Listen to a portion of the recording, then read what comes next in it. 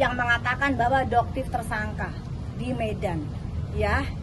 Doktif mohon jangan ngotot banget dong lawyernya itu.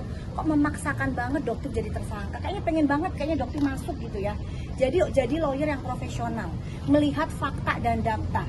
Ya bukan karena keinginan nafsu dari kliennya.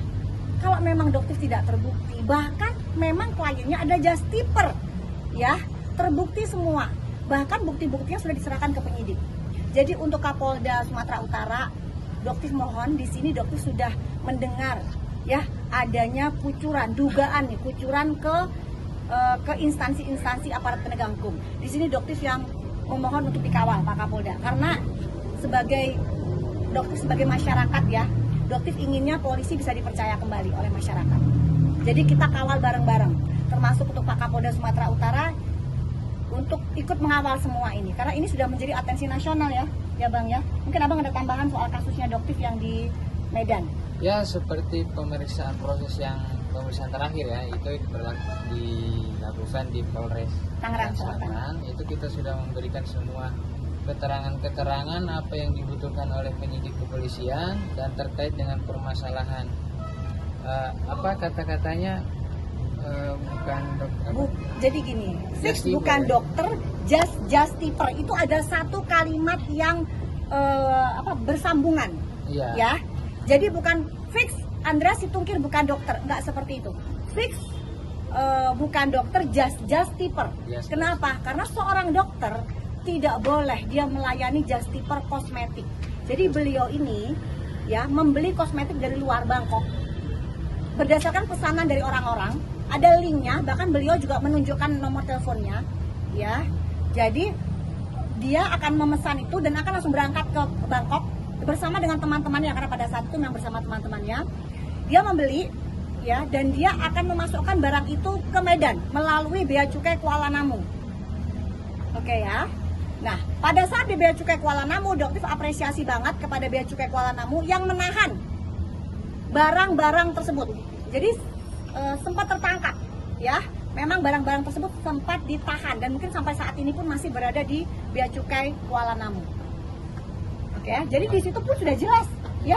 Memang dia adalah seorang justiper dan seorang dokter tidak boleh melakukan itu. Apalagi dia tahu aturan bahwa produk kosmetik yang ada di Indonesia harus memiliki izin edar Badan POM. Jadi untuk lawyernya Pak siapa di Anus itu ya. Jadi Doktif tekankan, Pak, itu bukan oleh-oleh Pak. Ya, itu adalah titipan. Buktinya jelas banget dari bondnya, dari chatnya, dari semuanya itu bukti jelas banget dan saat ini sudah dipenyidik. Jadi Doktif mohon meskipun sebagai lawyer membela kliennya, tapi kalau kliennya salah lebih baik nasihati, bukan untuk menggiring opini masyarakat. Dok, per hari ini berdasarkan informasi dari pihak kita Baifon ya, termasuk saya Baifon tadi terhadap Julianus, bahwa hari ini sudah ditetapkan tersangka oleh penyidik Polres Talus Medan dan Julianus juga memegang SP2 HP-nya dok. Itu gimana? Kita akan tunggu pemberitaan resminya kalau seperti itu. Semoga cepat kami terima ya, karena sampai detik ini saya belum terima sebagai kuasa hukum Doktif, saya belum terima pemberitahuan tentang yang dimaksud tadi. Dan sekali lagi ya, apapun yang terjadi, misal Doktif sebagai tersangka, apakah Doktif malu? Tidak. Doktif bangga. Kenapa? Doktif ditersangkakan kenapa? Karena membongkar kedok mereka. Tidak ada sedikit pun Doktif takut, apalagi malu. Doktif siap kok hadapin semuanya. Doktif terjun ke sini dengan segala risikonya. Ya Pak ya, sudah tahu banget. Karena di sini adalah mafia skincare yang cukup besar, ya, dengan segala risikonya, nyawa, harta semua sudah Doktif kerahkan untuk masyarakat, ya. Alhamdulillah juga kan kalian kemarin lihat bagaimana Doktif tidak meminta datangnya, Doktif diundang sebagai undangan di Komisi 6 dan akhirnya kita mendapatkan kesepakatan. Ketok palu, bukan cuma sekedar curhat-curhat yang hanya menghabiskan waktu. DPR itu bukan ajang curhat, ya. Kita ke DPR itu untuk meminta keadilan. Ya, dan keadilan untuk masyarakat, bukan keadilan untuk owner-owner skincare. Dok, izin klarifikasi soal foto yang beredar dengan suaminya Dr. Reza Gladys itu seperti apa mungkin dok yang beredar di dunia? Dokter juga ada nih laporan AS. Jadi AS ini melaporkan dia. Jadi dia ini memang karakternya orangnya ingin menjadikan semua orang tersangka yang melawan dia.